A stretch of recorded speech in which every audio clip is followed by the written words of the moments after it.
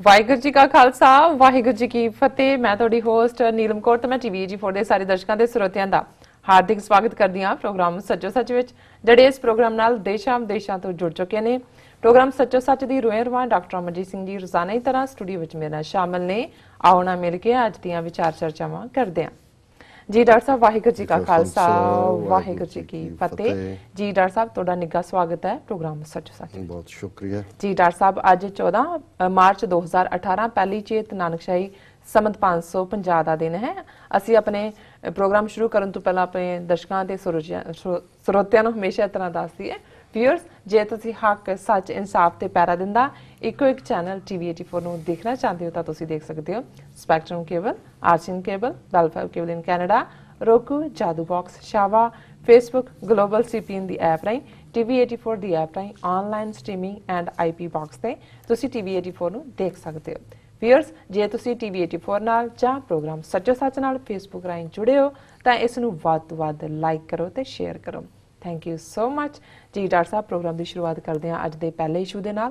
पहला तो असी अपने दर्शकों के ਸਰੋਤਿਆਂ ਨੂੰ अज जो मूल नानकशाही कैलेंडर अनुसार जिस तरह कि अज संमत 550 का दिन हैगा, नवा साल है, असी अपने सारे दर्शकों के ਸਰੋਤਿਆਂ ਨੂੰ ਤੇ ਨਾਲ ਤੁਹਾਨੂੰ ਵੀ बहुत ਵਧਾਈਆਂ ਦਿੰਦੇ ਹਾਂ जी। डॉक्टर साहब बहुत शुक्रिया ਤੁਹਾਨੂੰ ਵੀ और ਅਸੀਂ ਵੀ ਦੋਹਰੀ ਮੁਬਾਰਕ ਕਰ ਦਿੰਨੇ जी। और ਜ਼ਾਹਰ ਹੈ ਵੀ ਕੱਲ ਅਸੀਂ ਇਸ ਇਸ਼ੂ ਦੇ ਉੱਤੇ ਕਾਫੀ ਵੇਰਵੇ ਨਾਲ ਗੱਲ ਕੀਤੀ ਸੀ। ਬਿਲਕੁਲ। ਔਰ ਸਾਡੀ ਟੀਮ ਨੇ ਮੌਕੇ ਤੇ ਗੁਰਦੁਆਰਾ ਸਾਹਿਬ ਰਿਚਮੰਡ ਹਿਲ ਕਲਚਰਲ ਸੁਸਾਇਟੀ ਜਾ ਕੇ ਉਹਨੂੰ ਕਵਰ ਵੀ ਕੀਤਾ ਹੈ। ਹਾਲਾਂਕਿ ਕੁਝ ਜਦੋਂ ਸਿਗਨਲ ਵੀਕ ਹੁੰਦੇ ਨੇ ਥੋੜੀ ਬਹੁਤ ਇੰਟਰਪਸ਼ਨ ਵੀ ਸੀ, ਪਰ ਆਪਣੇ ਕੈਮਰੇ 'ਚ ਵੀ ਉਹਨਾਂ ਨੇ ਬੰਦ ਕੀਤਾ ਹੈ ਔਰ ਮੋਸਟ ਲਾਈਕਲੀ ਆਉਣ ਵਾਲੇ ਦਿਨਾਂ 'ਚ ਅਸੀਂ ਜਿਹੜਾ ਐਡੀਟਡ ਪ੍ਰੋਗਰਾਮ ਹੈ ਉਹ ਵੀ ਦਿਖਾਵਾਂਗੇ ਜੀ। ਔਰ ਇਸ ਦਿਨ ਨੂੰ ਨਿਊ ਈਅਰ ਈਵ ਨੂੰ ਬਹੁਤ ਸਾਰੀਆਂ ਥਾਵਾਂ ਤੇ ਸੈਲੀਬ੍ਰੇਟ ਕੀਤਾ ਗਿਆ। ਅਸੀਂ ਆਪਣੇ ਦਰਸ਼ਕਾਂ ਨੂੰ ਇਹ ਵੀ ਦੱਸ ਦਈਏ ਵੀ ਅੱਜ 9:30 ਤੋਂ 10 ਦੇ ਪ੍ਰੋਗਰਾਮ 'ਚ ਸਰਦਾਰ ਪਾਲ ਸਿੰਘ ਪੁਰੇਵਾਲ, ਜਿਨ੍ਹਾਂ ਨੇ ਨਾਨਕਸ਼ਾਹੀ ਕੈਲੰਡਰ ਪੰਥ ਦੀ ਝੋਲੀ ਪਾਇਆ, ਉਹਨਾਂ ਦੇ ਨਾਲ ਵਿਸ਼ੇਸ਼ ਗੱਲਬਾਤ ਅਮਰਵੀਰ ਸਿੰਘ ਕਰਨਗੇ। ਸੋ ਦਰਸ਼ਕ ਨਾਲ ਜੁੜੇ ਰਹਿਣ।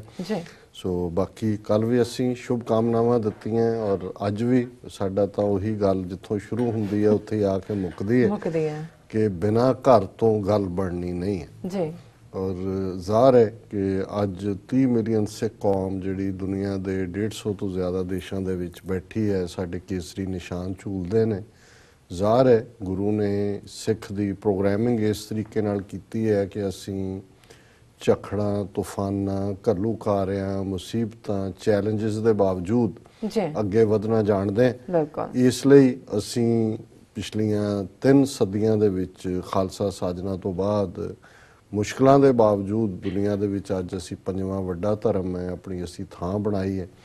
ਲੇਕਿਨ ਇਹਦੇ ਬਾਵਜੂਦ ਜੇ ਅਸੀਂ ਕੁੱਲ ਮਿਲਾ ਕੇ ਦੁਨੀਆ ਦੇ ਵਿੱਚ ਜਿਹੜੀਆਂ ਕੌਮਾਂ ਜਾਂ ਜਿਹੜੇ ਨੇਸ਼ਨਸ ਪਰਸੀਕਿਊਟਡ ਰਹੇ ਨੇ ਹਿਸਟਰੀ 'ਚ, ਉਹਨਾਂ ਦਾ ਜੇ ਅਲਟੀਮੇਟ ਹੱਲ ਦੇਖੀਏ, ਸੋਲਿਊਸ਼ਨ ਦੇਖੀਏ ਕਿ ਪਰਸੀਕਿਊਸ਼ਨ ਤੋਂ ਫੋਰਐਵਰ ਬਚਣ ਦੇ ਲਈ ਉਹਨਾਂ ਦਾ ਆਪਣਾ ਹੋਮਲੈਂਡ ਹੋਣਾ, ਆਪਣਾ ਘਰ ਹੋਣਾ, ਆਪਣੀ ਧਰਤੀ ਤੇ ਜਿੱਥੇ ਕਿ ਉਹ ਸਪਿਰਿਚੁਅਲੀ, ਹਿਸਟੋਰੀਕਲੀ, ਜਿਓਗ੍ਰਾਫਿਕਲੀ, ਡੈਮੋਗ੍ਰਾਫਿਕਲੀ ਵੈਲ ਸਟੇਸ਼ਨਡ ਨੇ, ਉਹੀ ਗੱਲ ਬਣਦੀ ਹੈ। ਸੋ ਸਾਡੇ ਲਈ ਵੀ ਸਾਡਾ ਸਿੱਖ ਹੋਮਲੈਂਡ ਦਰਿਆਏ ਜਮਨਾ ਤੋਂ ਵਾਘਾ ਤੱਕ ਜਿਹੜਾ ਅੱਜ ਇੰਡੀਅਨ ਆਕੂਪੇਸ਼ਨ ਦੇ ਥੱਲੇ ਹੈ, ਉਸ ਨੂੰ ਲਿਬਰੇਟ ਕਰਵਾਉਣਾ। ਔਰ ਹਰ ਸਾਲ ਦਾ ਜਦੋਂ ਅਸੀਂ ਰੈਜ਼ੋਲੂਸ਼ਨ ਕਰਦੇ ਹਾਂ, ਅੱਜ ਵੀ ਨਿਊ ਈਅਰ ਰੈਜ਼ੋਲੂਸ਼ਨ ਜਿਹੜਾ ਹੈ ਉਹ ਸਾਡਾ ਇਹੀ ਹੋਣਾ ਚਾਹੀਦਾ ਹੈ ਕਿ ਜਿਵੇਂ ਪ੍ਰੈਜ਼ੀਡੈਂਟ ਕੈਨੇਡੀ ਦੇ ਸ਼ਬਦ ਮੈਂ ਅਕਸਰ ਦੁਹਰਾਉਂਦਾ ਹੈ ਕਿ ਵੀ ਅਸੀਂ ਹਮੇਸ਼ਾ ਇਹ ਪੁੱਛਦੇ ਹਾਂ ਕਿ ਵੀ ਦੇਸ਼ ਸਾਡੇ ਲਈ ਕੀ ਕਰ ਰਿਹਾ ਹੈ। ਕਦੇ ਅਸੀਂ ਆਪਣੇ ਆਪ ਨੂੰ ਇਹ ਵੀ ਪੁੱਛਿਆ ਕਿ ਅਸੀਂ ਦੇਸ਼ ਲਈ ਕੀ ਕਰ ਰਹੇ ਹਾਂ। ਸੋ ਮੈਂ ਸਮਝਦਾ ਵੀ ਅਸੀਂ ਸ਼ਹੀਦਾਂ ਦੇ ਗੁਣ ਗਾਇਨ ਕਰਦੇ ਹਾਂ, ਉਹਨਾਂ ਨੂੰ ਅਰਦਾਸ 'ਚ ਵੀ ਯਾਦ ਕਰਦੇ ਹਾਂ, ਉਹਨਾਂ ਦੇ ਦਿਨ ਵੀ ਮਨਾਉਂਦੇ ਹਾਂ। ਪਰ ਇਹ ਸਵਾਲ ਹਰ ਨਵੇਂ ਵਰ੍ਹੇ, ਭਾਵੇਂ ਉਹ ਨਾਨਕਸ਼ਾਹੀ ਕੈਲੰਡਰ ਦੀ ਬਿਗਨਿੰਗ ਹੈ ਜਾਂ ਅੰਗਰੇਜ਼ੀ ਕੈਲੰਡਰ ਦੀ ਹੈ, ਜਿੱਥੇ ਅਸੀਂ ਰੈਜ਼ੋਲੂਸ਼ਨ ਕਰਦੇ ਹਾਂ, ਕੋਈ ਭਾਰ ਘਟਾਉਣ ਦਾ ਕਰਦਾ ਹੈ, ਕੋਈ ਭਾਰ ਵਧਾਉਣ ਦਾ ਕਰਦਾ। ਵਧਾਉਣ ਵਾਲੇ ਤਾਂ ਥੋੜੇ ਨੇ, ਵੈਸੇ ਘਟਾਉਣ ਵਾਲੇ ਜ਼ਿਆਦਾ ਹੁੰਦੇ ਨੇ। ਕਈ ਅਰਲੀ ਜਾਗਣ ਦਾ ਕਰਦੇ ਨੇ, ਕਈ ਜਿਹੜੇ ਨੇ ਹੋਰ ਤਰ੍ਹਾਂ ਦੇ, ਉਹਨਾਂ ਦੇ ਹਰ ਇੱਕ ਦਾ ਹੁੰਦਾ।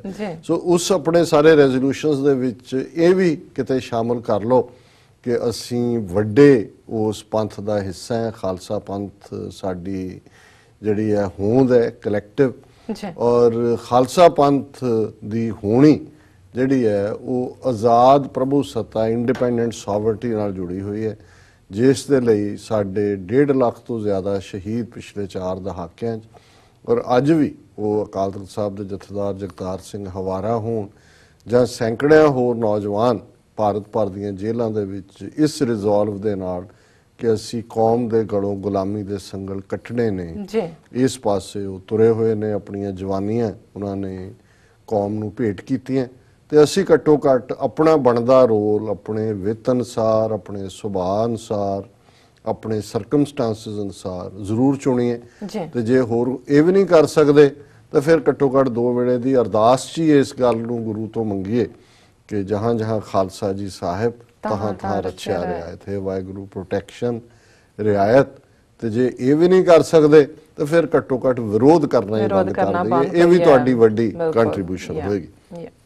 ਕੱਲ ਦੇ ਪ੍ਰੋਗਰਾਮ ਨੂੰ ਕਿਉਂਕਿ ਅਸੀਂ ਭਾਵੇਂ ਡਿਸਕਸ ਨਾਨਕਸ਼ਾਹੀ ਨਵੇਂ ਵਰ੍ਹੇ ਨੂੰ ਕਰਨਾ ਸੀ, ਪਰ ਅਸੀਂ ਉਸ ਨੂੰ ਟਾਈਮ ਐਂਡ ਸਪੇਸ ਦੇ ਸਾਰੇ ਉਸ ਵੱਡੇ ਦਾਇਰਾਕਾਰ 7-8 ਸਾਲ ਦੀ ਹਿਊਮਨ ਹਿਸਟਰੀ ਔਰ ਕਿਵੇਂ ਅਸੀਂ ਸਾਰੇ ਸਮੇਂ ਦੀ ਕੈਦ 'ਚ ਹੈ, ਪਰ ਕਿਵੇਂ ਉਸ ਨਿਰੰਕਾਰ ਦੇ ਦੇਸ਼ 'ਚ ਕੋਈ ਸਮਾਂ ਨਹੀਂ ਹੈ, ਔਰ ਇਹ ਸਾਰੇ ਨੂੰ ਅਸੀਂ ਡਿਸਕਸ ਕੀਤਾ ਸੀ, ਜਿਸ ਨੂੰ ਸਾਡੇ ਬਹੁਤ ਸਾਰੇ ਦਰਸ਼ਕਾਂ ਵੱਲੋਂ, ਔਰ ਜਦੋਂ ਮੈਂ ਕਮੈਂਟ ਦੇਖ ਰਿਹਾ ਸੀ ਈਵਨ ਇੱਕ ਸੱਜਣ PTC ਦੇ ਨਾਲ ਜੁੜੇ ਹੋਏ ਚੰਡੀਗੜ੍ਹ ਤੋਂ, ਉਹਨਾਂ ਨੇ ਲਿਖਿਆ ਸੀ ਕਿ ਵੀ ਭਾਵੇਂ ਮੈਂ ਖਾਲਿਸਤਾਨ ਦਾ ਕ੍ਰਿਟਿਕ ਹਾਂ ਪਰ ਅੱਜ ਦਾ ਜਿਹੜਾ ਸਬਜੈਕਟ ਜਿਵੇਂ ਸਕਾਲਰਲੀ ਹੈਂਡਲ ਕੀਤਾ ਉਹਨੂੰ ਮੈਂ ਬਹੁਤ ਐਪਰੀਸ਼ੀਏਟ ਕਰਦਾ। ਸੋ ਸਾਨੂੰ ਚੰਗਾ ਲੱਗਦਾ, ਅਸੀਂ ਸਮਝਦੇ ਹਾਂ ਵੀ ਵਿਚਾਰ ਚਰਚਾ ਇਸ ਨੂੰ ਹੀ ਕਹਿੰਦੇ ਨੇ। ਹਰ ਗੱਲ ਨਾਲ ਹਰ ਇੱਕ ਦਾ ਸਹਿਮਤ ਹੋਣਾ ਜ਼ਰੂਰੀ ਨਹੀਂ ਹੁੰਦਾ, ਲੇਕਿਨ ਫਿਰ ਵੀ ਅਸੀਂ ਸਮਝਦੇ ਹਾਂ ਵੀ ਜਿਹੜੇ ਆਸਪੈਕਟ ਸਾਨੂੰ ਇੱਕ ਦੂਜੇ ਦੇ ਅਪੀਲ ਕਰਦੇ ਨੇ ਉਹਨੂੰ ਅਸੀਂ ਘੱਟੋ ਘੱਟ ਐਪਰੀਸ਼ੀਏਟ ਕਰਨਾ ਸਿੱਖੀਏ। ਔਰ ਕੱਲ ਜਦੋਂ ਮੈਂ ਇਸ ਪ੍ਰੋਗਰਾਮ ਨੂੰ ਡਿਸਕਸ ਕੀਤਾ ਤਾਂ ਉਦੋਂ ਮੈਂ ਇਸ ਯੂਨੀਵਰਸ ਦੇ ਬਣਨ ਬਾਰੇ ਬਿਗ ਬੈਂਗ ਥਿਊਰੀ ਦਾ ਜ਼ਿਕਰ ਕਰਦੇ ਹਾਂ, ਪ੍ਰੋਫੈਸਰ ਸਟੀਫਨ ਹੌਕਿੰਗ ਦਾ ਜ਼ਿਕਰ ਕੀਤਾ ਜੀ। ਉਹਨਾਂ ਦਾ ਉਦੋਂ ਤੱਕ ਕੱਲ ਮੈਨੂੰ ਪਤਾ ਨਹੀਂ ਸੀ ਕਿ ਵੀ ਉਹ ਆਲਰੇਡੀ ਜਿਹੜਾ ਉਹਨਾਂ ਨੇ ਸ਼ਾਇਦ ਕੱਲ ਹੀ ਚੜ੍ਹਾਈ ਕੀਤੀ ਹੈ। ਅੱਜ ਸਾਰੇ ਇੰਟਰਨੈਸ਼ਨਲ ਮੀਡੀਆ 'ਚ ਔਰ ਇਲੈਕਟ੍ਰੋਨਿਕ ਪ੍ਰਿੰਟ ਮੀਡੀਆ 'ਚ ਜਿੰਨੀਆਂ ਵੀ ਟ੍ਰਿਬਿਊਟਸ ਨੇ, ਈਵਨ ਵਰਨੈਕੂਲਰ ਜਿਹੜੀਆਂ ਰੀਜਨਲ ਲੈਂਗੁਏਜਸ ਨੇ ਉਹਨਾਂ ਦੇ ਵਿੱਚ ਵੀ ਉਹ ਪ੍ਰੋਫੈਸਰ ਸਟੀਫਨ ਦੇ ਨਾਂ ਹੀ ਅੱਜ ਦਾ ਸਾਰਾ ਮੀਡੀਆ। ਔਰ ਸਾਡੇ ਮਿੱਤਰ ਡਾਕਟਰ ਰਣਜੀਤ ਸਿੰਘ ਹੋਰਾਂ ਨੇ ਖਾਸ ਤੌਰ ਤੇ ਅੱਜ ਜਦੋਂ ਮੈਂ ਸਵੇਰੇ ਈਮੇਲ ਖੋਲੀ ਤੇ ਉਹਨਾਂ ਨੇ ਈਮੇਲ ਵੀ ਇਸ ਦੇ ਉੱਤੇ ਲਿਖੀ। ਉਹ 'ਚ ਉਹਨਾਂ ਨੇ ਕਿਹਾ ਕਿ doctor Sahib, I no yesterday you spoke about Stephen Hawking and Big Bang, but his 16 quotes deserve a segment in such or such. This morning I got an opportunity to read them. It made my day. So ਉਹਨਾਂ ਨੇ ਉਹਨਾਂ ਦੀਆਂ ਜਿਹੜੀਆਂ inspirational 16 ਦੇ ਕਰੀਬ quotes ਨੇ ਉਹ ਦਿੱਤੀਆਂ ਨੇ। ਉਹ ਚਾਹੁੰਦੇ ਨੇ ਕਿ ਉਸ ਨੂੰ ਅਸੀਂ ਡਿਸਕਸ ਵੀ ਕਰੀਏ, ਪਰ ਇਸ ਵੱਲ ਜਾਣ ਤੋਂ ਪਹਿਲਾਂ ਮੈਂ ਇਹ ਜ਼ਰੂਰ ਦੱਸਣਾ ਚਾਹੁੰਦਾ ਕਿ ਵੀ ਜ਼ਿੰਦਗੀ ਦੇ ਵਿੱਚ ਇਹਦੇ 'ਚ ਕੋਈ ਸ਼ੱਕ ਨਹੀਂ ਹੈ ਕਿ ਅਸੀਂ ਜਿਹੜੇ ਆਸਤਕ ਹੈ, ਰੱਬ 'ਚ ਯਕੀਨ ਰੱਖਦੇ ਹੈ, ਇਸ ਸਾਰੀ ਕਾਇਨਾਤ ਨੂੰ ਬਣਾਉਣ ਵਾਲੇ ਰੱਬ, ਵਾਹਿਗੁਰੂ, ਅੱਲਾਹ ਤਾਲਾ, ਗੋਡ, ਉਸ ਦੇ ਵੱਖੋ ਵੱਖਰੇ ਨਾਂ ਜਿਹੜੇ ਨੇ ਹਰ ਖਿੱਤੇ ਦੇ ਵਿੱਚ, ਹਰ ਸਮੇਂ ਦੇ ਵਿੱਚ ਅੱਡ-ਅੱਡ ਮਜ਼ਹਬਾਂ ਦੇ ਰਹਿਬਰਾਂ ਨੇ ਰੱਖੇ, ਔਰ ਉਹ ਸਾਰੇ ਦੇ ਨਾਲ ਮਕਸਦ ਇਹੀ ਹੁੰਦਾ ਹੈ ਕਿ ਅਸੀਂ ਇਸ ਸਾਰੀ ਕਾਇਨਾਤ ਦੇ ਵਿੱਚ ਇੱਕ ਛੋਟਾ ਜਿਹਾ ਹਿੱਸਾ ਹੈ, ਔਰ ਅਸੀਂ ਇੱਕ ਨੇਮਬੱਧ ਜਿਹੜਾ ਇਸ ਕਾਸਮੋਸ ਦਾ, ਇਸ ਬ੍ਰਹਿਮੰਡ ਦਾ, ਇਸ ਕਾਇਨਾਤ ਦਾ ਨਿਯਮ ਹੈ, ਉਸ ਦੇ ਮੁਤਾਬਕ ਅਸੀਂ ਵੀ ਉਸ ਦੇ ਨਾਲ ਬੱਝੇ ਹੋਏ। ਇਸ ਨੂੰ ਅਸੀਂ ਰੱਬ ਕਹਿੰਦੇ ਹਾਂ, ਉਸ ਨੇਮ ਦੇ ਵਿੱਚ ਬੱਝੇ ਹੋਣਾ। ਔਰ ਜਿਉਂ-ਜਿਉਂ ਅਸੀਂ ਇਸ ਆਸਤਕਤਾ ਦੇ ਸਫ਼ਰ ਵੱਲ ਜਾਂਦੇ, ਬਹੁਤ ਵਾਰ ਫਿਰ ਸਾਨੂੰ ਆਪਣੀ ਹੋਂਦ ਅਤੇ ਉਸ ਕਾਸਮੋਸ ਦੀ ਹੋਂਦ ਦੇ ਵਿੱਚ ਕੋਈ ਫਰਕ ਨਜ਼ਰ ਨਹੀਂ ਆਉਂਦਾ, ਜਿਸ ਨੂੰ ਅਸੀਂ ਮੈਂ ਤੇ ਤੂੰ ਦੀ, ਔਰ ਹਾਲਾਂ ਜਦੋਂ ਕਿ ਅਸੀਂ ਮੈਟਾਫਿਜ਼ਿਕਸ, ਜਿਸ ਨੂੰ ਪਦਾਰਥ ਵਿਗਿਆਨ ਕਹਿੰਦੇ ਨੇ ਪੂਰਬ ਦੇ ਵਿੱਚ, ਉਸ ਭਾਵ ਨਾਲ ਵੀ ਦੇਖਦੇ ਤੇ ਉਹਦੇ 'ਚ ਵੀ ਪੁਰਸ਼ ਔਰ ਪ੍ਰਕਿਰਤੀ, ਔਰ ਜਦੋਂ ਉਹਨੂੰ ਅਸੀਂ ਪਰਸ਼ੀਅਨ 'ਚ ਕਹਿੰਦੇ ਹਾਂ ਕਾਦਰ ਤੇ ਕੁਦਰਤ, ਇਸ ਨੂੰ ਇਵੇਂ ਦੇਖਿਆ ਜਾਂਦਾ ਹੈ ਕਿ ਪੁਰਸ਼ ਜਿਹੜਾ ਹੈ ਉਹ ਆਦ ਸੱਚ, ਜੁਗਾਦ ਸੱਚ, ਹੈਪੀ ਸੱਚ, ਨਾਨਕ ਹੋਸੀ ਵੀ ਸੱਚ, ਉਹ ਅਲਟੀਮੇਟ ਟਰੂਥ ਹੈ। ਉਹ ਜਿਹੜੀ ਕ੍ਰੀਏਸ਼ਨ ਕਰਦਾ ਹੈ, ਜਿਹਨੂੰ ਅਸੀਂ ਕਈ ਵਾਰ ਆਮ ਜ਼ਬਾਨ ਦੇ ਵਿੱਚ ਨਿਰਗੁਣ ਤੇ ਸਰਗੁਣ ਵੀ ਕਹਿੰਦੇ ਹਾਂ, ਸਰਗੁਣ ਹੈ ਕੁਦਰਤ, ਜਿਹਦੇ ਚ ਕਿ ਰੱਬ ਜ਼ਾਹਿਰਾ ਤੌਰ ਦੇ ਉੱਤੇ ਇਸ ਦੇ ਵਿੱਚ ਪ੍ਰਗਟ ਹੁੰਦਾ। ਜਦੋਂ ਅਸੀਂ ਬਾਣੀ ਚ ਪੜ੍ਹਦੇ ਹਾਂ, ਬਲਿਹਾਰੀ ਕੁਦਰਤ ਵਸਿਆ ਤੇਰਾ ਅੰਤ ਨਾ ਜਾਈ ਲਖਿਆ। ਹੁਣ ਇੱਕ ਉਹ ਹੈ ਪ੍ਰਤੱਖਦਰਸ਼ੀ, ਜਿਸ ਨੂੰ ਉਸ ਰੱਬ ਦੀ ਹੋਂਦ ਜਿਹਨੇ ਸਾਰੇ ਬ੍ਰਹਿਮੰਡ ਨੂੰ ਕ੍ਰੀਏਟ ਕੀਤਾ ਹੈ, ਉਹ ਇਵੇਂ ਹੀ ਹੈ ਕਿ ਨਾਨਕ ਕਾ ਸਤਿਗੁਰ ਦੱਸੈ ਜ਼ਾਹਰ, ਜਿਹਨੂੰ ਅਸੀਂ ਜ਼ਾਹਰਾ ਜ਼ਹੂਰ ਕਹਿੰਦੇ। ਉਹਨਾਂ ਨੂੰ ਪੁਰਸ਼ ਤੇ ਪ੍ਰਕਿਰਤੀ ਦੇ ਵਿੱਚ ਕੋਈ ਭੇਦ ਨਜ਼ਰ ਨਹੀਂ ਆਉਂਦਾ। ਇਹ ਸਾਰੀ ਕੁਦਰਤ ਹੀ ਉਸ ਰੱਬ ਦੇ ਸਿਰਜੀ ਹੋਈ ਨਹੀਂ, ਰੱਬ ਆਪ ਇਸ ਦੇ ਵਿੱਚ ਬੈਠਾ ਹੋਇਆ ਹੈ। ਔਰ ਇਹ ਸਿੱਖੀ ਦਾ ਸਿਧਾਂਤ ਹੈ, ਕਿਉਂਕਿ ਜਦੋਂ ਅਸੀਂ ਦੂਸਰੀ ਜਦੋਂ ਹਿੰਦੂ ਮਤ ਦੇਖਦੇ ਹਾਂ ਜਾਂ ਬੁੱਧ ਮਤ ਦੇਖਦੇ ਹਾਂ, ਉਹਨਾਂ ਦੀਆਂ ਵਿਚਾਰਧਾਰਾਵਾਂ 'ਚ ਜਦੋਂ ਉਹ ਮਾਇਆ ਔਰ ਪ੍ਰਭੂ ਇਸ ਨੂੰ ਬਣਾਉਂਦੇ ਨੇ, ਇਹਨੂੰ ਦੋ ਅੱਡ-ਅੱਡ ਹੋਂਦ ਬਣਾ ਦਿੰਦੇ ਨੇ। ਬੇਸ਼ੱਕ ਉਹਨਾਂ ਦਾ ਵੀ ਜਦੋਂ ਸ਼ਿਵ ਔਰ ਪਾਰਵਤੀ ਦੇ ਕਨਸੈਪਟ ਦੇ ਨਾਲ ਉਹ ਉਸ ਨੂੰ ਪਾਰਵਤੀ ਦੇ ਨਾਲ ਜੋੜਨ ਦੀ ਕੋਸ਼ਿਸ਼ ਕਰਦੇ ਨੇ, ਪਰ ਫਿਰ ਵੀ ਕਿਤੇ ਨਾ ਕਿਤੇ ਜਗ ਮਿੱਥਿਆ ਹੈ, ਜਗ ਝੂਠ ਹੈ, ਇਸ ਜਗ ਦੇ ਵਿੱਚ ਕੁਝ ਨਹੀਂ ਹੈ। ਔਰ ਕਿਉਂਕਿ ਜਗ ਮਿੱਥਿਆ ਹੈ, ਇਸ ਲਈ ਇਹਨੂੰ ਰਿਨਾਊਂਸ ਕਰਨਾ, ਇਹਨੂੰ ਛੱਡਣਾ, ਇਹੀ ਕਾਰਨ ਹੈ ਕਿ ਸੰਨਿਆਸ ਜਾਂ ਬੁੱਧਿਜ਼ਮ ਦੇ ਵਿੱਚ ਮੰਕਸ ਜਿਹੜੇ ਭਿਕਸ਼ੂ, ਇਹ ਬੜਾ ਉੱਚਾ ਰੁਤਬਾ ਮੰਨਿਆ ਜਾਂਦਾ ਹੈ। ਪਰ ਇੱਥੇ ਜਦੋਂ ਅਸੀਂ ਸਿੱਖ ਥਾਟ ਦੀ ਗੱਲ ਕਰਦੇ ਹਾਂ, ਕਿਉਂਕਿ ਜਦੋਂ ਅਸੀਂ ਪ੍ਰੋਫੈਸਰ ਸਟੀਫਨ ਦੀ ਗੱਲ ਕਰਾਂਗੇ, ਸੋ ਜ਼ਾਹਿਰ ਹੈ ਕਿ ਮੈਂ ਪਹਿਲਾਂ ਜਿਹੜੇ ਨੁਕਤੇ ਉਹਨਾਂ ਦੇ ਜਿਨ੍ਹਾਂ ਨੂੰ ਨਾਸਤਕਵਾਦੀਆਂ ਨੇ ਕਾਫੀ ਉਭਾਰਨ ਦੀ ਕੋਸ਼ਿਸ਼ ਪਹਿਲਾਂ ਵੀ ਕੀਤੀ, ਹੁਣ ਵੀ, ਪਰ ਮੈਂ ਉਹਨੂੰ ਇੱਕ ਕੰਟੈਕਸਟ ਦੇ ਵਿੱਚ ਦੇਖਣਾ ਚਾਹੁੰਦਾ ਹਾਂ। ਔਰ ਇੱਕ ਤਾਂ ਇਨਡੋਮਿਟੇਬਲ ਸਪਿਰਿਟ ਹੈ ਇਸ ਇਨਸਾਨ ਦੀ ਕਿ ਕਿਹਨਾਂ ਚੈਲੰਜਸ 'ਚ ਆਇਆ, ਪਰ ਮੈਂ ਇਹਨੂੰ ਪਹਿਲਾਂ ਇੱਕ ਬਿਗਰ ਜਿਹੜਾ ਹੈ ਉਹ ਪਰਸਪੈਕਟਿਵ ਦੇ ਵਿੱਚ ਦੇਖਣਾ ਚਾਹੁੰਦਾ ਕਿ ਇੱਕ ਪਾਸੇ ਉਹ ਥਾਟ ਹੈ ਜਿਨ੍ਹਾਂ ਦੇ ਲਈ ਰੱਬ ਇਸ ਧਰਤੀ ਤੋਂ ਵੱਖਰੀ ਕੋਈ ਹੋਂਦ ਹੈ ਔਰ ਇਹ ਜਗ ਮਿੱਥਿਆ ਹੈ, ਔਰ ਇਸ ਮਿੱਥਿਆ ਨੂੰ ਛੱਡ ਦੇਣਾ ਹੀ ਰੱਬ ਨੂੰ ਪਾਣਾ ਜੀ। ਲੇਕਿਨ ਸਿੱਖ ਥਾਟ ਜਿਹੜਾ ਹੈ ਉਹ ਇਸ ਨੂੰ ਨੈਗੇਟ ਕਰਦਾ। ਔਰ ਜਦੋਂ ਅਸੀਂ ਜਪ ਸਾਹਿਬ ਬਾਣੀ ਰੋਜ਼ਾਨਾ ਪੜ੍ਹਦੇ ਹਾਂ, ਉਸ ਦੇ ਵਿੱਚ ਅਸੀਂ ਦੇਖਦੇ ਹਾਂ ਕਿ ਆਸਣ ਲੋਏ ਲੋਏ ਭੰਡਾਰ, ਜੋ ਕਿਛ ਪਾਇਆ ਸੋ ਏਕਾ ਵਾਰ, ਕਰ ਕਰ ਵੇਖੈ ਸਿਰਜਣਹਾਰ, ਨਾਨਕ ਸੱਚੇ ਕੀ ਸਾਚੀ ਕਾਰ, ਆਦੇਸ ਤਿਸੈ ਆਦੇਸ, ਆਦ ਅਨੀਲ ਅਨਾਦ ਅਨਾਹਤ, ਜੁਗ ਜੁਗ ਏਕੋ ਵੇਸ।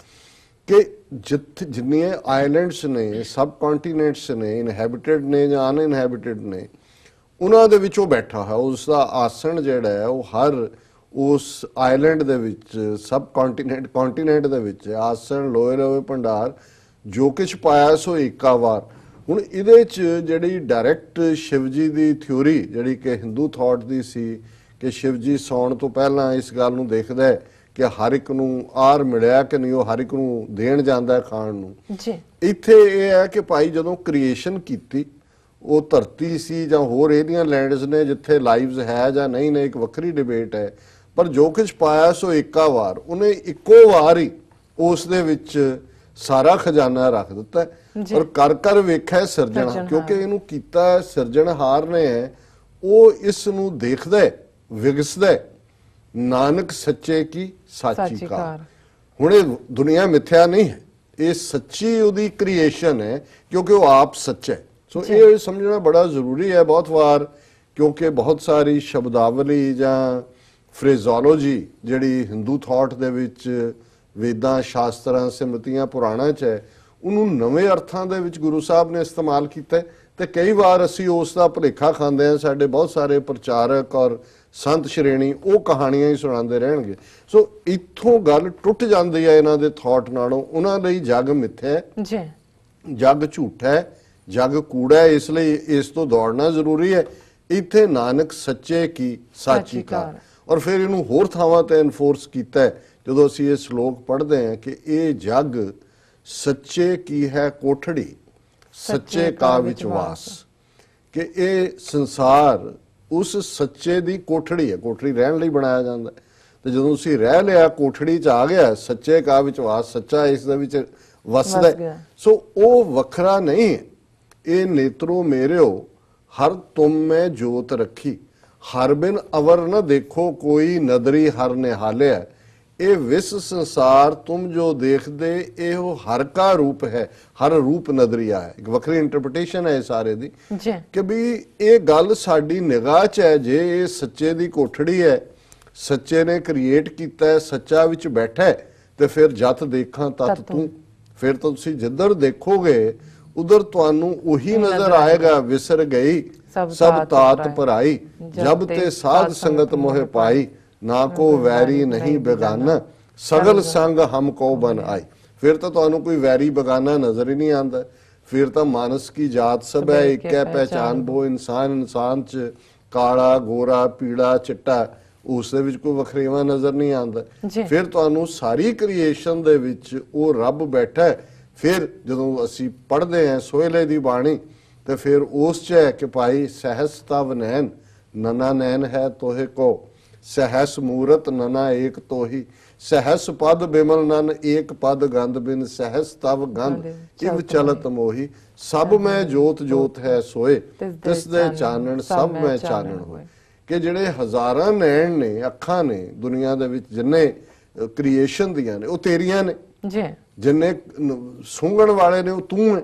ਸੋ ਇਹ ਸਪਿਰਿਚੁਅਲਿਟੀ ਦਾ ਉਹ ਐਕਸੈਲੈਂਸ, ਉਹ ਸਿਖਰ ਜਿਹਨੂੰ ਸਾਡੇ ਗੁਰੂ ਸਾਹਿਬਾਨ ਨੇ, ਬਾਕੀ ਪੈਗੰਬਰਾਂ ਨੇ ਇਸਲਾਮ ਦੇ ਔਰ ਕ੍ਰਿਸਚੀਅਨਿਟੀ ਦੇ ਜਾਂ ਜੂਡਾਇਜ਼ਮ ਦੇ ਜਾਂ ਦੂਸਰਿਆਂ ਨੇ ਅਨੁਭਵ ਕੀਤਾ। ਹੁਣ ਇਹਨੂੰ ਤੁਸੀਂ ਬਿਆਨ ਨਹੀਂ ਕਰ ਸਕਦੇ ਕਿਉਂਕਿ ਇਹ ਉਹ ਹੈ, ਕਹੋ ਕਬੀਰ ਗੂੰਗੇ ਗੁੜ ਖਾਇਆ ਪੁੱਛੇ ਤੇ ਕਿਆ ਕਹੀਏ।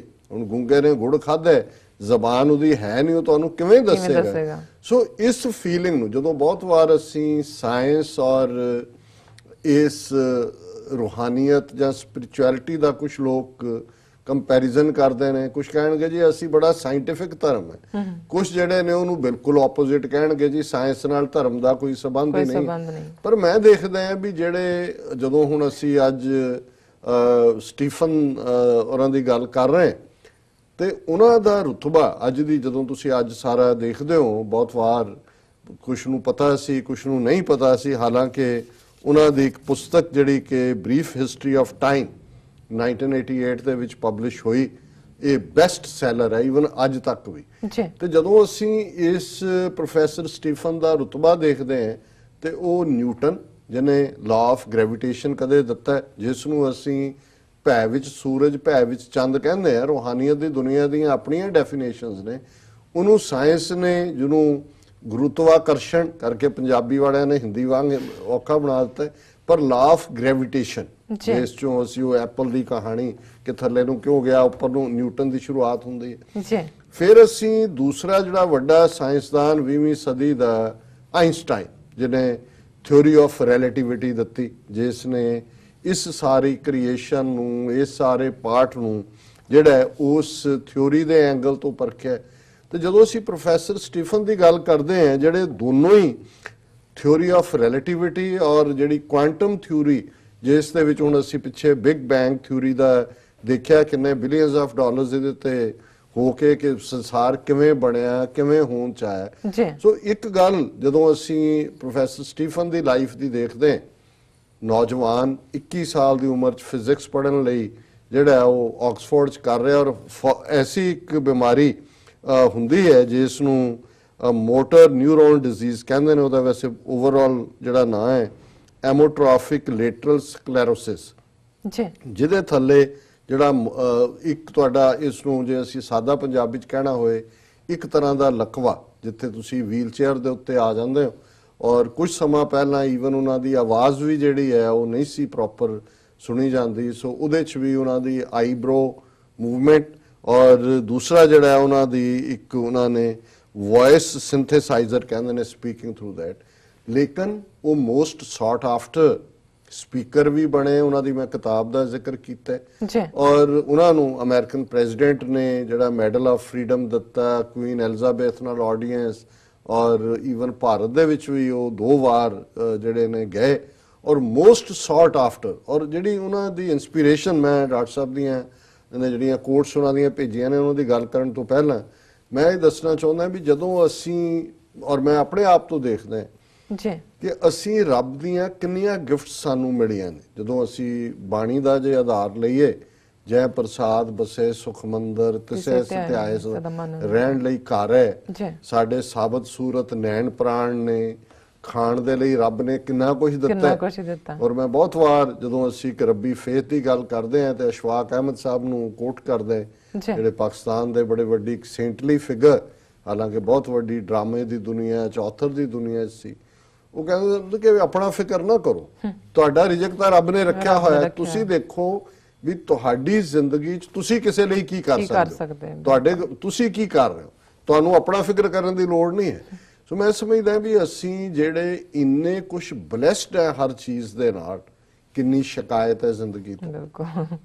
ਹਰ ਚੀਜ਼, ਜਿਹੜੀ ਚੀਜ਼ ਸਾਨੂੰ ਲੱਗਦਾ ਹੈ ਕਿ ਵੀ ਸਾਡੀ ਮਰਜ਼ੀ ਮੁਤਾਬਕ ਨਹੀਂ, ਅਸੀਂ ਸਵੇਰ ਤੋਂ ਸ਼ਾਮ ਤੱਕ ਸ਼ਿਕਾਇਤਾਂ ਦਾ ਹੀ ਜਿਹੜਾ ਹੈ ਉਹ ਭੰਡਾਰ ਇਕੱਠਾ ਕਰਦੇ ਔਰ ਉਹਦੇ ਲਈ ਕਦੇ ਕਿਸੇ ਨੂੰ ਦੋਸ਼ੀ ਦੱਸਦੇ ਆ, ਕਦੇ ਕਿਸੇ ਨੂੰ। ਇਸੇ ਗੱਲ 'ਚ ਹੀ ਦਿਨ ਲੰਘ ਜਾਂਦਾ, ਰਾਤ ਸੁੱਤਿਆਂ ਲੰਘ ਜਾਂਦੇ, ਫਿਰ ਉਹੀ ਸ਼ੁਰੂ ਹੋ ਜਾਂਦਾ। ਪਰ ਮੈਂ ਜਦੋਂ ਪ੍ਰੋਫੈਸਰ ਸਟੀਫਨ ਹਾਕਿੰਗ ਦੀ ਜ਼ਿੰਦਗੀ ਕਿ 21 ਸਾਲ ਦੀ ਉਮਰ 'ਚ ਇਸ ਕਿਸਮ ਦੀ ਬਿਮਾਰੀ ਦੇ ਨਾਲ, ਔਰ ਉਹਨਾਂ ਦੇ ਜਿਹੜੇ ਸ਼ਬਦ ਅੱਜ ਕਿਉਂਕਿ ਉਹਨਾਂ ਹਰ ਪਾਸੇ ਉਹਨੂੰ ਰਿਪੀਟ ਕੀਤਾ ਗਿਆ, ਔਰ ਇੱਕ 'ਚ ਮੈਂ ਦੇਖ ਰਿਹਾ ਸੀ ਕਿ ਬਈ ਉਹਨਾਂ ਨੇ ਇੱਕ ਗੱਲ ਕਹੀ ਕਿ ਜਦੋਂ ਮੈਂ ਇਸ ਹਾਲ 'ਚ ਆਇਆ, ਮਾਈ ਐਕਸਪੈਕਟੇਸ਼ਨਸ ਵਰ ਰਿਡਿਊਸਡ ਟੂ 0 when I was 21.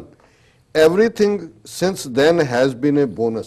ਕਿ ਵੀ 21 ਸਾਲ ਦੀ ਉਮਰ ਜਦੋਂ ਮੈਨੂੰ ਇਹ ਬਿਮਾਰੀ ਹੋਈ, ਬਿਲਕੁਲ ਨਕੰਮਾ ਲਕਵਾ ਹੋ ਕੇ ਵੀਲ ਚੇਅਰ ਤੇ ਆ ਗਿਆ, ਔਰ ਉਹਨਾਂ ਨੇ ਕਿਹਾ ਵੀ ਮੈਨੂੰ ਲੱਗਿਆ ਵੀ ਮੇਰਾ ਕੰਮ ਮੁੱਕ ਗਿਆ, ਪਰ ਮੈਂ ਜਿਹੜਾ ਉਹਨੂੰ ਹਰ ਦਿਨ ਨੂੰ ਬੋਨਸ ਸਮਝਦਾ। ਫਿਰ ਉਹਨਾਂ ਨੇ ਕਿਹਾ because every day could be my last, I have the desire to make the most of each and every minute.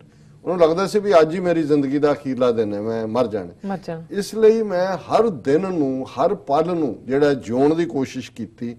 I try to lead as normal a life as possible and not think about my condition or regret the things it prevents me from doing, which are not that many.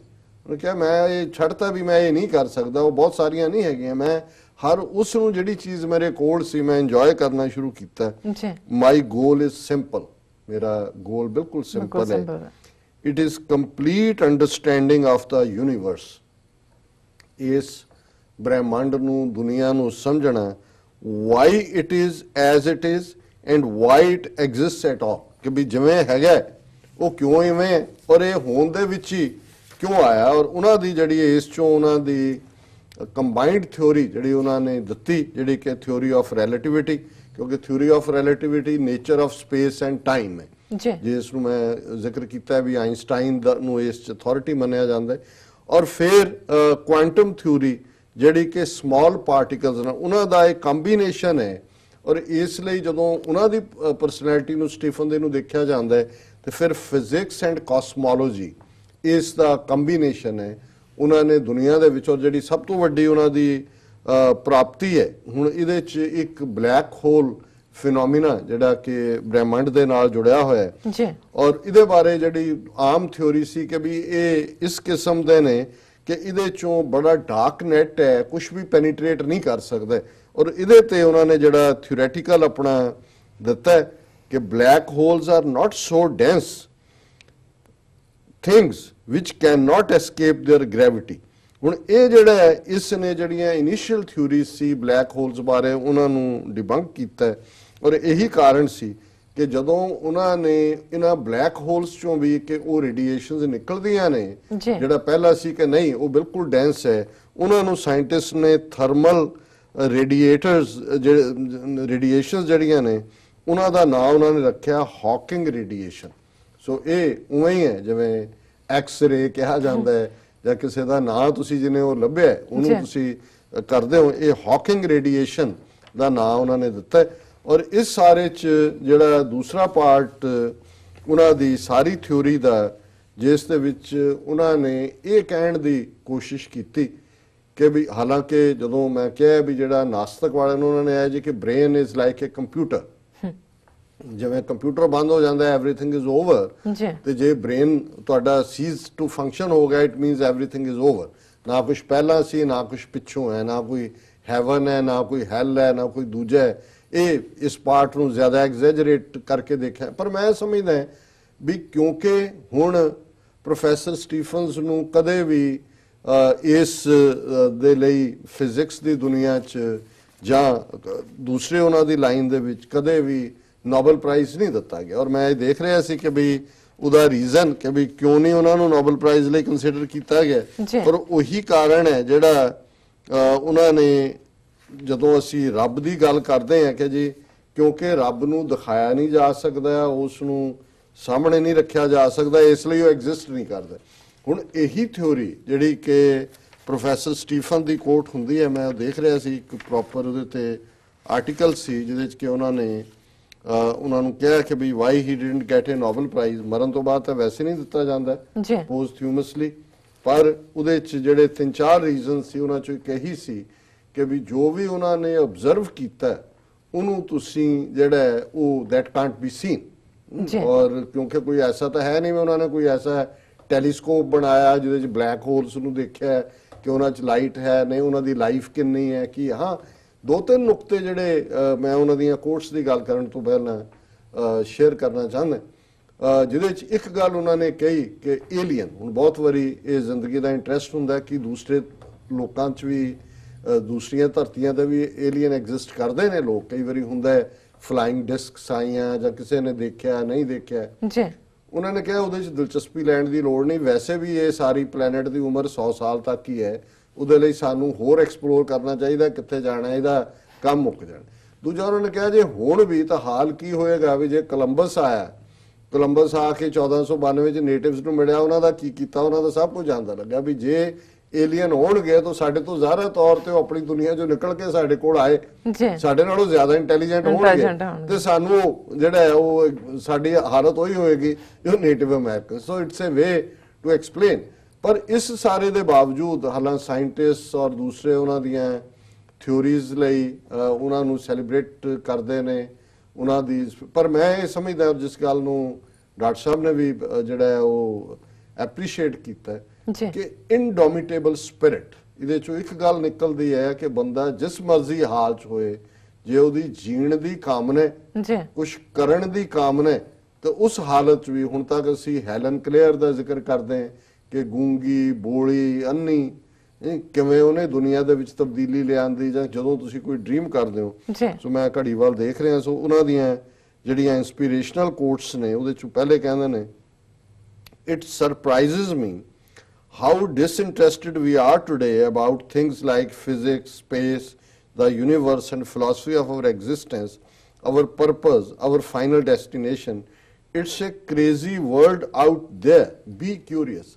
ਇਹ ਕਿ ਅਸੀਂ ਬਹੁਤ self ਅਬਸੈਸਡ ਹੈ, ਜਿਵੇਂ ਮੈਂ ਕਿਹਾ ਆਪਣੀਆਂ ਸ਼ਿਕਾਇਤਾਂ ਦਾ ਉਹ ਟਿੰਡਰ ਬਾਕਸ ਭਰਿਆ ਹੁੰਦਾ ਹੈ, ਉਹਦੀ ਗੱਲ ਕਰਦੇ। ਉਹਨੂੰ ਕਿਹਾ ਬਾਹਰ ਨਿਕਲ ਕੇ ਦੇਖੋ। ਔਰ ਵਾਕਈ ਜਿਉਂ-ਜਿਉਂ ਅਸੀਂ ਟੈਕਨੋਲੋਜੀ ਦੇ ਗੁਲਾਮ ਹੈ, ਕਦੇ ਤੁਸੀਂ ਬਾਹਰ ਕੋਠੇ ਤੇ ਮੰਜੀ ਲੱਗੀ ਤੁਹਾਡੀ ਡੱਠੀ ਪਏ ਹੋ, ਤੁਸੀਂ ਤਾਰਿਆਂ ਸਿਆਰਿਆਂ ਵੱਲ ਦੇਖ ਰਹੇ ਹੋ, ਕੋਈ ਮੌਸਮ ਮੀਂਹ ਪੈ ਗਿਆ, ਗਿੱਲੇ ਕੱਪੜੇ ਹੋ ਜਾਣਗੇ ਅੰਦਰ ਸੁੱਟੇ, ਦੂਜੇ ਤੁਹਾਨੂੰ ਪਤਾ ਹੈ ਪੂਰੇ ਦੀ ਹਵਾ ਵਗਦੀ ਹੈ, ਮੌਸਮ ਕੀ ਹੋਏਗਾ, ਇਹ ਤਾਂ ਪਤਾ ਨਹੀਂ ਲੱਗਦਾ ਸੂਰਜ ਚੜ੍ਹਦਾ ਕਿਹੜੇ ਪਾਸਿਓਂ, ਡੁੱਬਦਾ ਕਿੱਧਰ ਨੂੰ ਹੈ। ਉਹਨਾਂ ਦੀ ਪਹਿਲੀ ਗੱਲ ਕਿ ਆਪਣੇ ਆਲੇ ਦੁਆਲੇ ਨੂੰ ਦੇਖੋ, ਲੱਭੋ ਕਿ ਵੀ ਇਹ ਸਾਰੇ curiosity.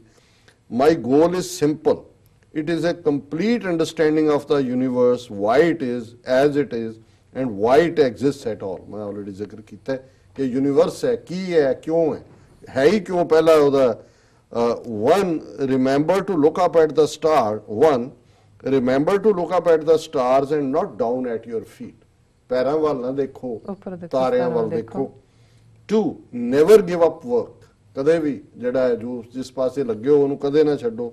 Work gives you meaning and purpose and life is empty without it। ਕੰਮ ਦੇ ਨਾਲ ਹੀ, ਅਦਰਵਾਈਜ਼ ਜ਼ਿੰਦਗੀ 'ਚ ਤੁਹਾਡੇ ਕੋਲ ਕੁਝ ਤਾਂ ਹੀ ਉੱਥੇ ਜਿਹੜੇ ਰਿਟਾਇਰ ਹੁੰਦੇ ਨੇ, ਪਹਿਲਾਂ ਤਾਂ ਪੈਨਸ਼ਨ ਕੱਢਦੇ ਰਹਿੰਦੇ ਨੇ ਬੈਠੇ, ਉਹ ਰਿਟਾਇਰਮੈਂਟ ਦੇ 5-7 ਸਾਲ 'ਚ ਹੀ ਮਰ ਜਾਂਦੇ ਨੇ ਕਿਉਂਕਿ ਕੁਝ ਹੁੰਦਾ ਨਹੀਂ ਕੰਮ। ਸੱਸ-ਨਾਲ ਬਣਾਉਣ ਟੱਬਰ ਵਾਲੇ ਵੀ ਹਟ ਜਾਂਦਾ ਵੀ ਹੁਣ ਤਾਂ ਇਹ ਲਿਆਉਂਦਾ ਹੀ ਨਹੀਂ ਤਨਖਾਹ, ਪੈਨਸ਼ਨ ਵੀ ਘਟ ਗਈ। ਪਰ ਜ਼ਿੰਦਗੀ ਦਾ ਜੇ ਪਰਪਸ ਹੈ ਜਿਹੜਾ ਤੁਹਾਨੂੰ ਡਰਾਈਵ ਕਰਦਾ ਹੈ ਕੁਝ ਕਰਨ ਦੇ ਲਈ, ਉਹੀ ਕੰਮ ਹੈ। ਕੋਈ ਕੰਮ ਦਾ ਮਤਲਬ ਜ਼ਰੂਰੀ ਨਹੀਂ ਪੈਸੇ, ਇੱਥੇ ਲੋਕ 70, 75, 80 ਸਾਲ ਤੱਕ ਵੀ ਕਰਦੇ ਨੇ, not for the money, money is important, ਇਸ ਲਈ ਕਿ ਉਹ ਆਪਣੇ ਆਪ ਨੂੰ ਬਿਜ਼ੀ ਵੀ ਰੱਖਦੇ ਨੇ, ਜੋ ਤੁਹਾਡੀ ਇਨਸਪੀਰੇਸ਼ਨ ਵੀ ਨਿਕਲਦੀ ਹੈ। Never give up work, work gives you meaning and purpose and life is empty without it. There if you are lucky enough to find love, remember it is there and don't throw it away. ਹੁਣ ਇੱਕ ਪਾਸੇ ਉਹ ਫਿਜ਼ਿਸਟ ਹੈ ਜਿਹੜਾ ਉਸ direct ਰੱਬ ਦੀ ਹੋਂਦ 'ਚ ਯਕੀਨ ਨਹੀਂ ਰੱਖਦਾ, ਪਰ ਜੇ ਹੁਣ ਇਸੇ ਨੂੰ ਹੀ ਇਹ ਹੈ ਕਿ ਜਿਨ ਪ੍ਰੇਮ ਕੀਓ ਤਿਨ ਹੀ ਪ੍ਰਭ ਪਾਇਓ, ਪਿਆਰ ਦੀ ਕੀ ਕੀਮਤ ਹੈ, ਇਸ ਗੱਲ ਦਾ ਅਹਿਸਾਸ ਉਹਨਾਂ ਨੇ ਕਿਹਾ ਜੇ ਜ਼ਿੰਦਗੀ 'ਚ ਪਿਆਰ ਮਿਲਦਾ ਹੈ ਉਹਨੂੰ ਕਦੇ ਸੁੱਟ ਨਾ ਪਾਓ। ਪਿਆਰ ਬਹੁਤ ਵੱਡੀ ਚੀਜ਼ ਆ, ਜਾਂ ਇਉਂ ਕਿਹਾ ਜਾਏ ਕਿ ਸਾਰੀ ਐਗਜ਼ਿਸਟੈਂਸ ਹੀ ਪਿਆਰ 'ਚ ਹੈ ਕਿ ਵੀ ਜਦੋਂ ਅਸੀਂ ਉਸ ਈਵਨ ਜਦੋਂ ਵਾਰਿਸ ਸ਼ਾਹ ਆਪਣੀ ਹੀਰ ਲਿਖਦਾ ਹੈ ਤੇ ਉਹ ਸ਼ੁਰੂਆਤ ਹੀ ਇਹ ਕਰਦਾ ਹੈ ਵੀ ਅੱਲਾ ਨੇ ਜਿਹੜਾ ਪਹਿਲੀ ਮਸ਼ੂਕ ਉਹ ਨਬੀ ਨੇ, ਉਹਦਾ ਜਿਹੜੇ ਇਸ਼ਕ ਕੀਤਾ ਹੀ ਜਗਤ ਦਾ ਮੂਲ ਮੀਆਂ, ਕਿ ਜਿਹੜੀ ਦੁਨੀਆ ਦਾ ਬੇਸ ਆ ਉਹ ਇਸ਼ਕ ਹੈ, ਪਿਆਰ ਹੈ। ਔਰ ਪ੍ਰੋਫੈਸਰ ਸਟੀਫਨ ਵੀ ਉੱਥੇ ਹੀ ਪਹੁੰਚ ਜਾਂਦੇ ਨੇ ਕਿ ਭਾਈ ਇਹ ਪਿਆਰ ਹੈ, ਡੋਂਟ ਥਰੋ ਇਟ ਅਵੇ। One of the basic rules of the universe is that nothing is perfect. Perfection simply doesn't exist. Without imperfection, neither you nor I would exist. ਇਹ ਵੀ ਸਾਡੇ ਬਹੁਤ ਸਾਰੇ ਪਰਫੈਕਸ਼ਨਿਸਟ ਹੁੰਦੇ ਨੇ, ਉਹਨੂੰ ਕਹੋ ਵੀ ਤੁਸੀਂ ਆਪਣੇ ਵੱਲੋਂ ਬੈਸਟ ਕਰੋ, ਪਰਫੈਕਟ ਕੁਝ ਵੀ ਨਹੀਂ ਹੈ, ਜਦੋਂ ਪਰਫੈਕਟ ਹੋ ਗਿਆ ਉਦੋਂ ਤਾਂ ਲੋੜ ਹੀ ਨਹੀਂ ਰਹੇਗੀ ਕਿਸੇ ਚੀਜ਼ ਦੀ। ਸੋ ਸਾਡੀ ਸਟਰਗਲ ਹੀ ਇਸ ਪਾਸੇ ਵੱਲ ਹੈ ਕਿ ਅਸੀਂ ਹਰ ਚੀਜ਼ ਨੂੰ ਬਿਹਤਰ ਬਣਾਉਣ ਦੀ ਕੋਸ਼ਿਸ਼ ਕਰਦੇ ਹਾਂ। People who boast about their IQ are losers. Trump ਕਹਿੰਦਾ ਮੇਰਾ IQ ਓਬਾਮਾ ਦੂਜੇ ਤੀਜੇ ਸਭ ਤੋਂ ਜ਼ਿਆਦਾ, ਕਹਿੰਦੇ ਕਿੰਨਾ, ਕਹਿੰਦਾ ਇਹ ਨਹੀਂ ਦੱਸਣਾ। ਤੇ ਇਹ ਪ੍ਰੋਫੈਸਰ ਸਟੀਫਨ ਕਹਿੰਦੇ ਨੇ people who boast about their IQ are losers. Arrogance. My expectations were reduced to 0 when I was 21. Everything since then has been a bonus. ਕਿ ਜਦੋਂ 21 ਸਾਲ ਦੀ ਉਮਰ 'ਚ ਮੇਰੀ ਇਹ ਬਿਮਾਰੀ ਡਾਇਗਨੋਸ ਹੋਈ ਤਾਂ ਮੇਰੀਆਂ ਸਾਰੀਆਂ ਆਸਾਂ ਖਤਮ ਹੋ ਗਈਆਂ। ਉਸ ਤੋਂ ਬਾਅਦ ਤਾਂ ਮੈਨੂੰ ਬੋਨਸ ਮਿਲ ਰਿਹਾ ਔਰ ਉਹਨਾਂ ਨੇ ਆਪਣੀ ਭਰਪੂਰ ਜਿਹੜੀ ਹੈ ਆਪਣੀ ਜ਼ਿੰਦਗੀ ਜੀਵੀ ਹੈ। Quiet people have the loudest minds. ਇਹ ਵੈਸੇ ਇਹ ਗੱਲ ਠੀਕ ਹੈ, ਜਿਹੜੇ ਲੋਕ ਬਹੁਤ ਗੱਲਾਂ ਕਰਦੇ ਨੇ ਉਹ ਡਿਲੀਵਰ ਨਹੀਂ ਕਰ ਸਕਦੇ, ਤੇ ਜਿਹੜੇ ਲੋਕ ਚੁੱਪ ਰਹਿਣ 'ਚ ਜ਼ਿਆਦਾ ਗੰਭੀਰ ਹੁੰਦੇ ਨੇ ਉਹਨਾਂ ਦੇ ਮਾਈਂਡ ਜਿਹੜੇ ਨੇ ਉਹ ਬੜੇ ਡੂੰਘੇ ਵੀ ਹੁੰਦੇ ਨੇ, ਕੁਝ ਕਰਨ ਦੀ ਸਮਰੱਥਾ ਵੀ ਰੱਖਦੇ ਨੇ। We are just an advanced breed of monkeys on a minor planet of a very average star, but we can understand the universe that makes us something very special. ਬਾਂਦਰ ਹੈ ਔਰ ਇਹ ਕੋਈ ਪਲੈਨਟ ਐਡੀ ਚੀਜ਼ ਨਹੀਂ ਵੀ ਦੂਜਾ, ਇਹਦਾ ਮਤਲਬ ਇਹ ਹੈ ਵੀ ਜਦ ਐਵਰੇਜ ਦਾ ਮਤਲਬ ਹੈ ਕਿ ਹੋਰ ਵੀ सितारों से आगे जहां और भी हैं, अभी इश्क के इम्तिहान और भी हैं। Allama Iqbal. Life would be tragic if it were not funny. ये लाइफ जिंदगी चो फन कढ़ लो, ਇਹਨੂੰ ਫਨੀ ਨਾ ਹੋਏ। ਫਨੀ ਹੁੰਦਾ ਹੈ ਸਾਰਿਆਂ ਨਾਲ, ਤੁਸੀਂ ਸਵੇਰ ਤੋਂ ਸ਼ਾਮ ਤੱਕ ਸਾਰਾ ਕੁਝ ਫਨੀ ਹੁੰਦਾ ਹੈ। For millions of years mankind lived just like the animals. Then something happened when unleashed the power of our imagination. We learned to talk and we learned to listen. ਇਹ ਬੜੀ ਇੰਪੋਰਟੈਂਟ ਗੱਲ ਹੈ ਕਿ ਜ਼ਿੰਦਗੀ 'ਚ ਜੋ ਵੀ ਲਰਨਿੰਗ ਹੈ ਸੁਣਨ ਨਾਲ ਔਰ ਬੋਲਣ ਨਾਲ, talk. Speech has allowed the communication of ideas, enabling human beings to work together to build the impossible. Mankind's greatest achievements have come about by talking, and its greatest failure by not talking. It doesn't have to do like, और पूरा एक coat है, तो मैं जो ये पढ़ रहा सी, मैं क्या बाबे नानक ने फरमाया, जब लग दुनिया रही है नानक किछ सुनिए किछ कहिए। हुण ये listening and talking कि सारी जिहड़ी progress है एवरेज प्लैनेट दे उत्ते बांदरां तो इत्थे तक, इस सारे सब तो वड्डा रोल कम्युनिकेशन ਦਾ। ਵੈਸੇ ਜੇ ਕਮਿਊਨੀਕੇਸ਼ਨ ਹੋਏ ਤਾਂ ਘਰਾਂ 'ਚ ਵੀ ਲੜਾਈਆਂ ਮੁੱਕਦੇ ਨੇ।